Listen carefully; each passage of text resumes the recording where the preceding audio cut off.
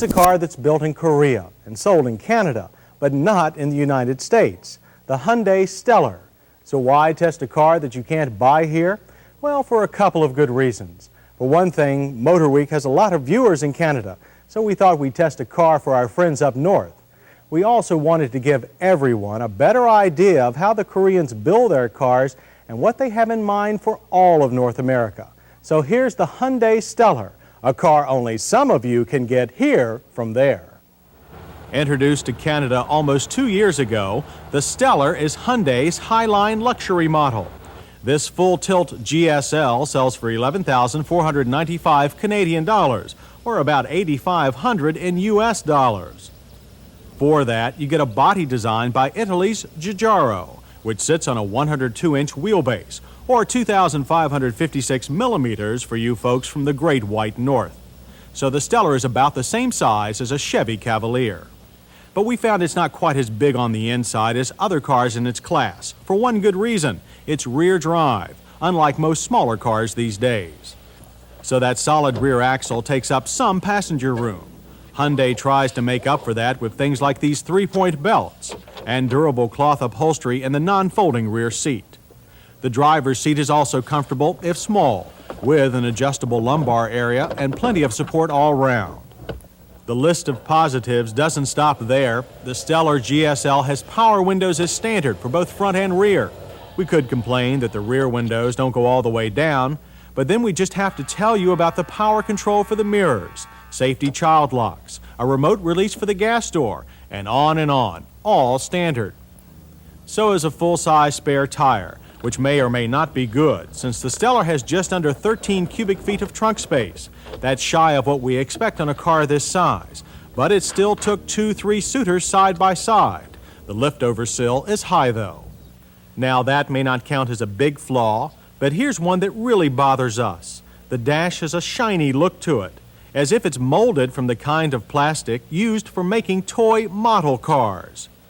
And here's something else you'll have to toy around with, whether you like it or not: a manual choke, something most Americans have forgotten how to use.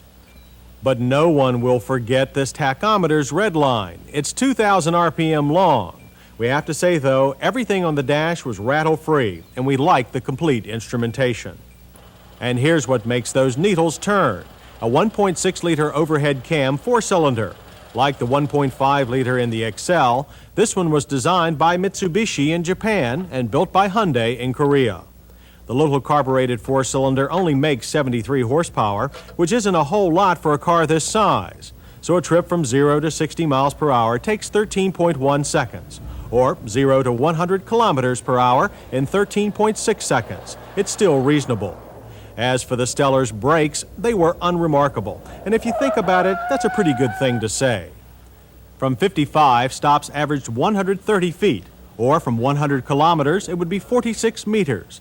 Either way, acceptable numbers. However, there's still too much tendency for premature front lockup and panic situations.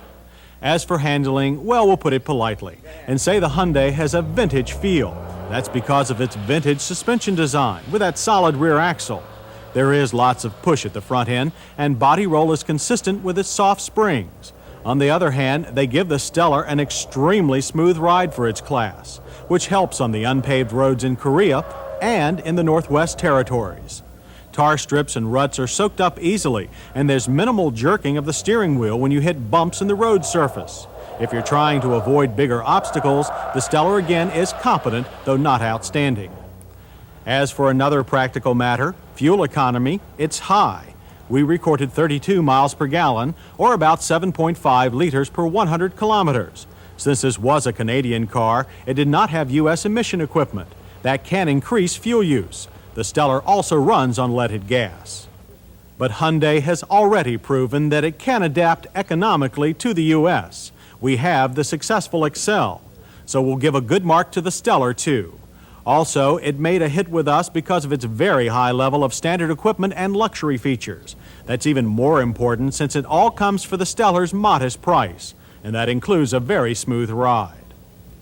On the miss side are the Stellar's power, handling, and braking. The results were within the limits set by its mostly front-drive competition. However, the biggest negative is the car's overall dated design and feel. Buyers will have to decide if it's enough of a compromise with its low cost.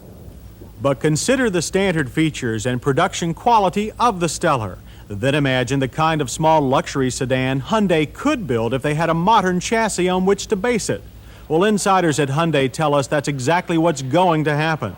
And if the rumors are true, we Americans won't have to sneak across the border to drive it, because the second generation Stellar will be a Hyundai that we can all get here from there.